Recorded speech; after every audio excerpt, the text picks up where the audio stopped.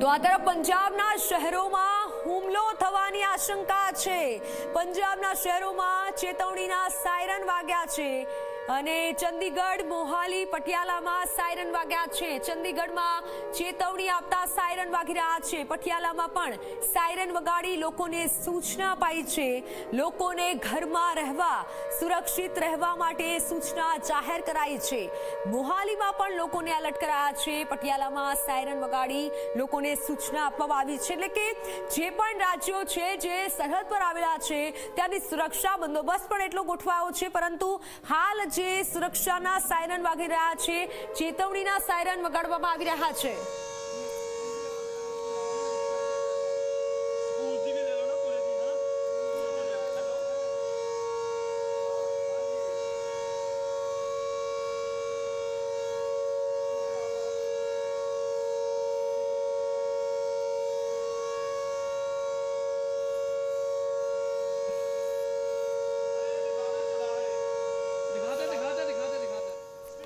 તો આપે સાંભળ્યા સાયરન કે જ્યાં પંજાબના શહેરોમાં આ રીતે ચેતવણીના સાયરન વગાડાયા છે।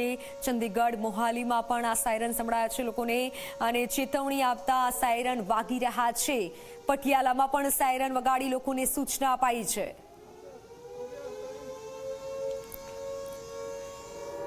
આ તરફ હરિયાણાના પંચકુલામાં પણ સાયરન વાગ્યા છે। પંચકુલામાં લોકોને સાવચેત કરતા સાયરન વાગ્યા છે। પંચકુલામાં લોકોને સાવચેત કરાયા છે।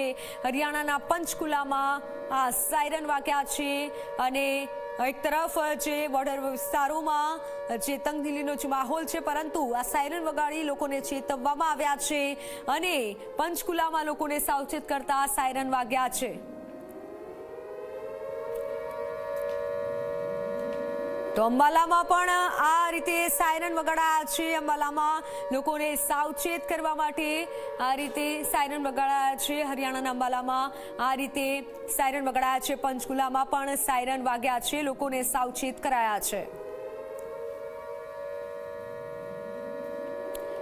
હરિયાણાના અંબાલા વિસ્તારમાં પણ આ રીતે સાયરન વાગ્યા છે, લોકોને સાવચેત કરાયા છે। પરિસ્થિતિથી અવગત કરવામાં આવી રહ્યા છે અને સુરક્ષામાં તો વધારો કરાયો છે, પરંતુ આ રીતે સાયરન વાગવામાં આવ્યા છે। હરિયાણાના પંચકુલામાં પણ સાયરન વાગ્યા છે।